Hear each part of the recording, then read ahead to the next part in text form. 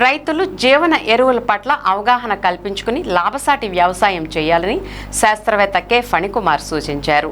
శనివారం పెదవేగి మండలం విజయరాయి గ్రామంలో పొలం పిలుస్తోంది కార్యక్రమం ద్వారా రైతులకు వ్యవసాయ సాగుపై అవగాహన కార్యక్రమాన్ని ఏర్పాటు చేశారు. ఈ సందర్భంగా శాస్త్రవేత్త ఫణికుమార్ మాట్లాడుతూ రసాయనిక ఎరువుల మోతాదును తగ్గించుకుని జీవన ఎరువులను ఉపయోగించుకోవడం వల్ల అధిక దిగుబడులను సాధించుకోవడంతో పాటు నాణ్యమైన పంటలను పండించుకోవచ్చునని ఈ సందర్భంగా ఆయన పేర్కొన్నారు. పెదవేగి వ్యవసాయ శాఖ అధికారి సిహెచ్ శ్రీనివాస్ మాట్లాడుతూ రైతులకు ప్రభుత్వం అందించే పథకాల పట్ల అవగాహన కలిగి ఉండాలని తెలిపారు. ఈ కార్యక్రమంలో రైతు సేవా కేంద్ర సిబ్బంది, రైతులు పాల్గొన్నారు. వింటీవీ న్యూస్ ఇంతటితో సమాప్తం. మళ్ళీ నెక్స్ట్ బులెటిన్లో కలుద్దాం. నమస్తే.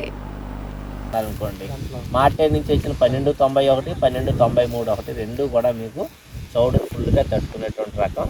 బాగా సన్నగింజ అంటే ఇక్కడ ఏం లేదు, మనకి 6 mm కన్నా ఎక్కువ ఉంది అనుకోండి పొడవు, దాన్ని మనం సన్నగింజలోకి వెళ్తాం. బాగా సన్నగింజలోకి 6 mm కన్నా తక్కువ ఉంది అనుకోండి, అది మధ్యస్థ సన్నంలోకి వస్తుంది అనమాట. మీరు చెప్పినట్టు PR 126 కానీ 1290 కానీ 1293 కూడా ఈ మూడు కూడా మీకు 6 mm కన్నా పైన ఉంటాయి మనకి. అందువల్ల ఏంటంటే ఎక్స్పోర్ట్ మన వాళ్ళు ఏంటంటే ఇప్పుడు కూడా మధ్యస్థ సన్నాలు ఉంటాయి, తింటాం. ఇప్పుడు ఉంటాయి బిర్యానీ రైస్, మనకు తెలుసు కదా మీకు. అవన్నీ ఎప్పుడు తింటాం మనం? ఏదో ఫంక్షన్స్లో, అకేషన్స్లోనో వారానికి ఒకసారి తింటాం, కానీ రోజు తినలేం కదా మనం.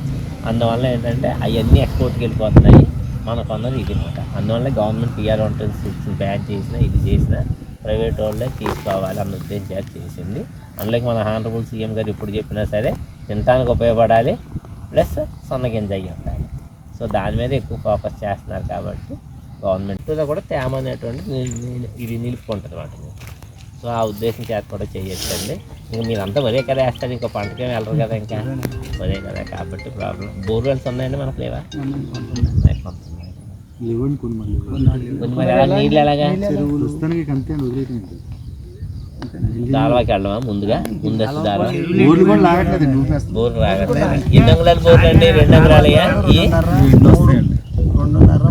3 వచ్చినాయి ఆగలేమో కాదండి. యాక్చువల్గా కాదు, నాకు తెలుసున్న ఏంటంటే మేము మీటింగ్ పెట్టారు మొన్న, భూగర్భ జలాలు కూడా కొద్దిగా కిందకి వెళ్ళి అని చెప్పేసి స్టేట్ వైడ్ చెప్తున్నారు.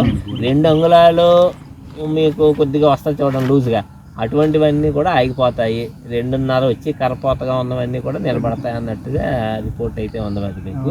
సో ఆ విధంగా మరి ఇంకా అలా వచ్చినప్పుడు అది నేను చెప్పినట్టుగా ఇలాగ ఆల్తడి మీద పండించుకుంటే సరిపోతుంది.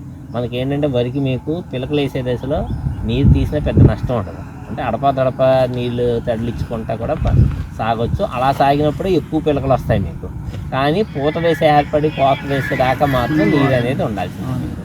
అక్కడ నీరు లేకపోతే మనం ఏం చేయాలి కాబట్టి అది ఒకసారి చూసుకోండి, చేసుకుంటే సరిపోతుంది.